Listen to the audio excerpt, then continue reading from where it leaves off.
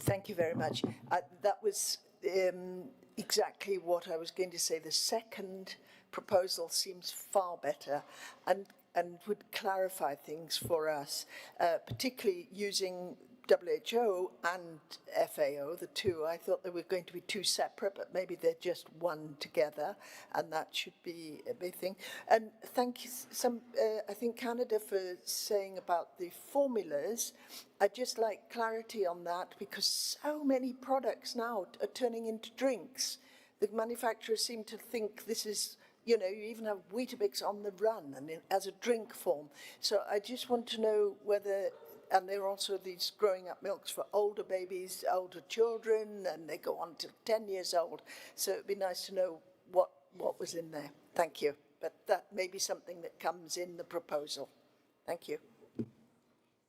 Thank you, ENCA.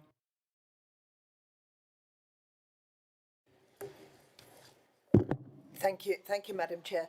We made comments before, and also had a CRD when we were attached to the sweetness issue.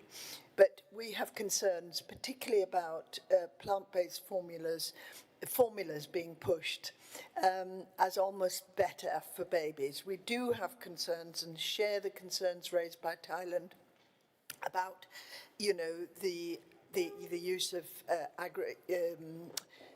too much reliance on meat and meat products in the environment.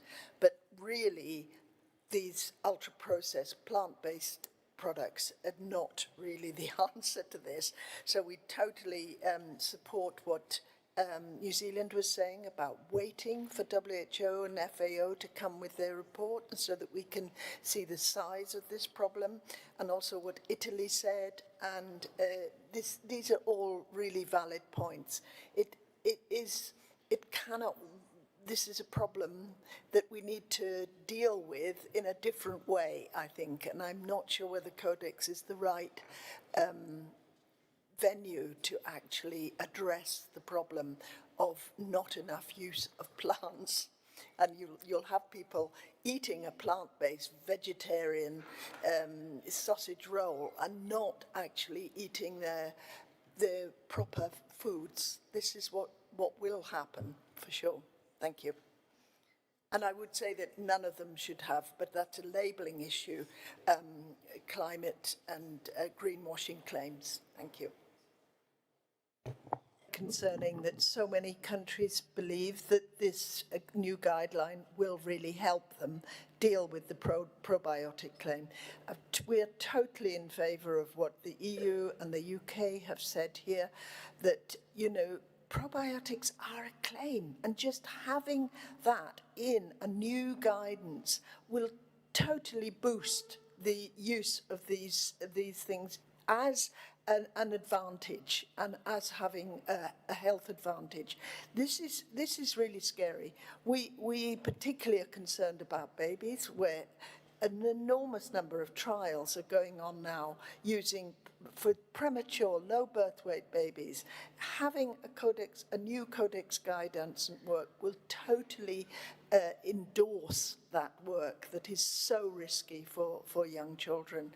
So we really feel this is driven by trade, and with all the points that the EU and the UK have made, we've already got a guidance. I really don't see why we should do that. It's going to institutionalize probiotics, and governments are going to think that they have to allow it, and they don't have to allow it. So, I mean, these things will go on and be used all over the place, but we need to do the work at national level to try and see which ones are bogus. Thank you. Thank you, ENCA. Thank you, Madam Chair. IBFAN is particularly concerned about the use of probiotic additives in foods for infants and young children. We note that the infant formula claiming to have probiotic effects is false and misleading because the addition of lactobacilli species to a product that has a negative impact on the gut microbiome, it cannot replicate the complex, synergistic, and uniquely specific protective microbiome of a breastfeeding child. As well, the Cochrane reviews on the use of probiotics as preventive interventions note that none of the studies meeting inclusive criteria provided high-quality evidence for any outcomes. Additionally, IBFAN is concerned about the safety of powdered infant formula products with added probiotics, and we note that these are permitted in as optional ingredients in the standard for infant formula and formulas for special medical purposes, as well as the standard for follow-up formula and older infants and products for young children.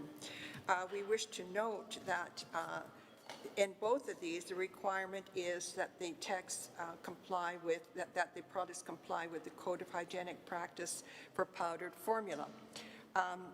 So we wish to note that the inherent risks of contamination by Chronobacter and Salmonella species during the industrial production of powdered infant formula is a continuous threat to the lives and health of infants. Recalls of contaminated products are frequent, with unknown numbers of infants infected, resulting in serious health outcomes, such as sepsis, necrotizing colitis, meningitis, and even deaths.